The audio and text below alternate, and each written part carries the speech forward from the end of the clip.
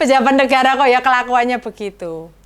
Bayangkan, bayangkan Pak Jokowi, misalnya perempuan itu putri bapak, apa yang jenengan sih tekan ngomong pemilu sukses, ngomong pilpres terselenggara baik dan lancar.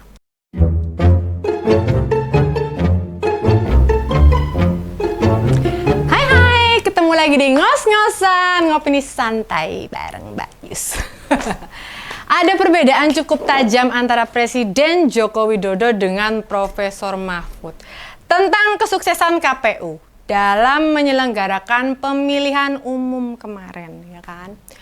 Pak Jokowi bilang pemilu sudah sukses, pilpres terselenggara dengan baik dan lancar. Bahkan tidak ada masalah dalam pekerjaan KPU selama ini. Nah, pandangan ini berlebihan dengan apa yang disampaikan mantan Menko Polhukam. Tidak layak menyelenggarakan pilkada. Sebab banyak rumor negatif menyangkut para komisioner KPU, mulai adanya fasilitas 3 mobil dinas mewah, penyewaan private jet, hingga fasilitas asusila bila kunjungan ke daerah. Berdasarkan pertimbangan tersebut, bekas calon wakil presiden itu meminta semua komisioner KPU yang sekarang ini diganti.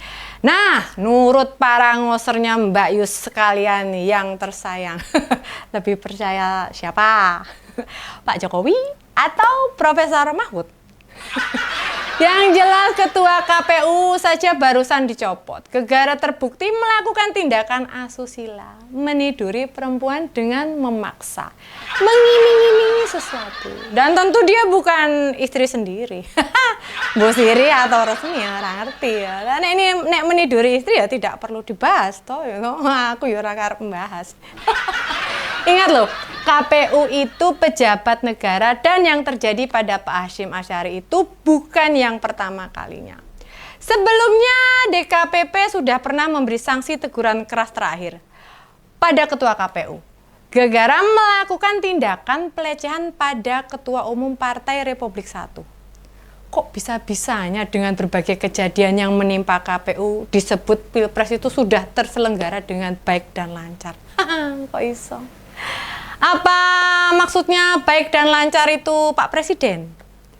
Pencalonan baik Gibran dan lancar terpilih sebagai wakil presiden? Lah apa kepala negara nggak pernah tahu? Bolak-balik 7 komisioner KPU disidangkan oleh DKPP. Apa itu DKPP? Mbak Yus kasih tahu. Mereka itu semacam lembaga etik yang menyidangkan segala perilaku dan tindakan yang dilanggar oleh penyelenggara pemilu. Dalam hal ini Bawaslu maupun KPU. Berkali-kali loh itu mereka harus disidang. Bagi yang nggak percaya silahkan cek jejak digitalnya. Lagian pada sidang terakhir yang memproses Pak Hasyim dan kemudian putusannya memecat dia ya. Ya ampun. Pejabat negara kok ya kelakuannya begitu. Bayangkan, bayangkan Pak Jokowi, misalnya perempuan itu putri bapak, apa yang jenengan sih tekan ngomong pemilu sukses, ngomong pilpres terselenggara baik dan lancar. Ingat loh, Profesor Mahfud itu bekas bawahan presiden, pasti tahulah bagaimana integritas beliau itu. Ini bukan berarti Profesor Mahfud mau membatalkan hasil pilpres, bukan itu, enggak itu ya kan. Beliau malah bilang pilpres sudah selesai, titik, ya toh. Sudah tidak bisa diutak-atik lagi. Yang sudah terpilih ya bisa dilantik. Fokus beliau itu lebih menekankan pada penyelenggara. Rakyat Indonesia itu membutuhkan individu-individu berintegritas yang yang kelakuannya terjaga dengan baik. Dan ingatlah, KPU periode sekarang ini mesti menyelenggarakan pilkada serentak pada November nanti. Nah, kalau Mbak Yus sih setuju tuntutan Profesor Mahfud. Semua komisioner ganti saja gitu loh. Bukankah mereka pas diundang ke Komisi 2 DPR juga gelagapan, nggak bisa menjawab dengan baik pertanyaan wakil rakyat kita kok. Kan? Sebagai sebuah institusi kenegaraan, kesalahan-kesalahan administratif terus berulang. Ingat loh, komisioner itu dibantu para pegawai yang ngurus administrasi. Bagaimana bisa hal-hal kecil lolos dari pemantauan para komisioner? Gitu. Dan ini terus berulang terus ya, kayak ngelokor. Misalnya ya Pak Irman Gusman mendaftar DPD, gitu. Kan dia itu pernah jadi terpidana kasus korupsi, sehingga bila mendaftar maka tidak memenuhi syarat. Lah kok sama KPU diloloskan dalam daftar calon sementara? Kan itu brutal namanya. Brutal maksudnya. Setelah diprotes, nama Pak Irman Gusman akhirnya dihapus. Kemudian usai putusan MK 90 tentang perubahan syarat usia Capres-Cawapres, itu loh yang menimbulkan geger nasional. Sama KPU nggak dianggap penting. MK sudah memerintahkan agar syarat diubah. KPU nerima pendaftaran Gibran sebagai cawapres tanpa merubah PKPU-nya lebih dulu. Coba nih para ngosornya Mbak Yus, nilai sendiri deh. Misalnya ada panitia sebuah lomba. Nah, syarat usia berdasar keputusan diubah. Lah sama panitia nggak diubah. Tapi yang ngedaftar tidak memenuhi syarat lama diterima juga. Konyol loh ngono kuwi. Lah mosok 7 orang komisioner itu diam aja, tidak ada yang minta PKPU diganti. Konyol loh kuwi. Nah, akibatnya 7 orang itu disidang DKPP dan kena sanksi. Ingat loh. Pilkada serentak itu beban psikologisnya lebih berat.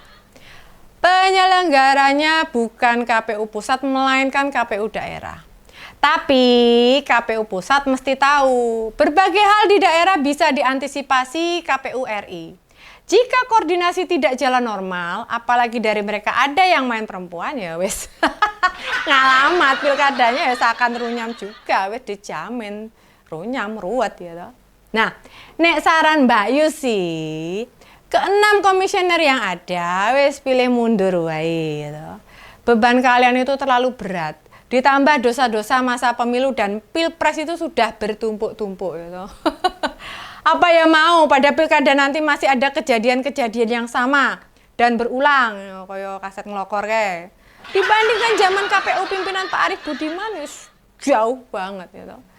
KPU yang sekarang ini malah sering berpolemik, ngeyelan, suka menerjemahkan aturannya semaunya sendiri gitu. Nah, seperti yang terbaru. Mereka bilang pengen pelantikan kepala daerah bisa dimulai 1 Januari tahun depan. Mbak Yus paham banget.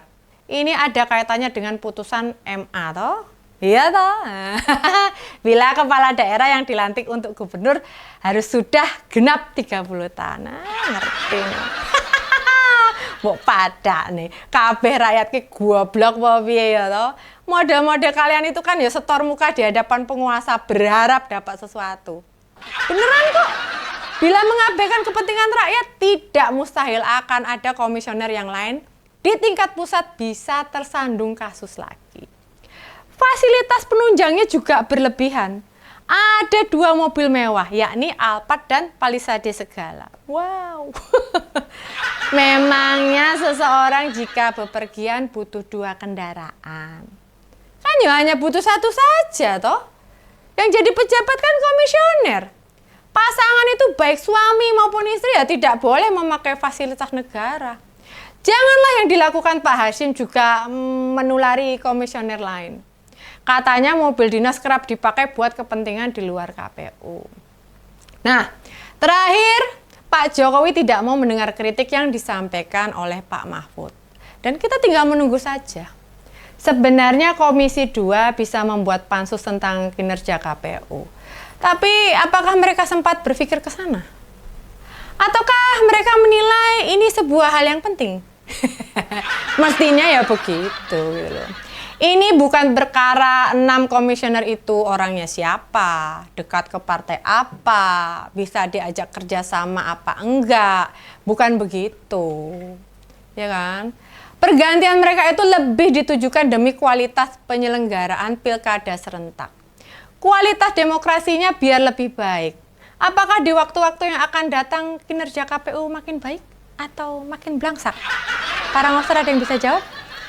komen ya di kolom komentarnya Mbak Yus ya. Oke, segitu ngos-ngosan ngopini santai bareng Mbak Yus. Kita ketemu lagi di ngos-ngosan selanjutnya. Bye-bye!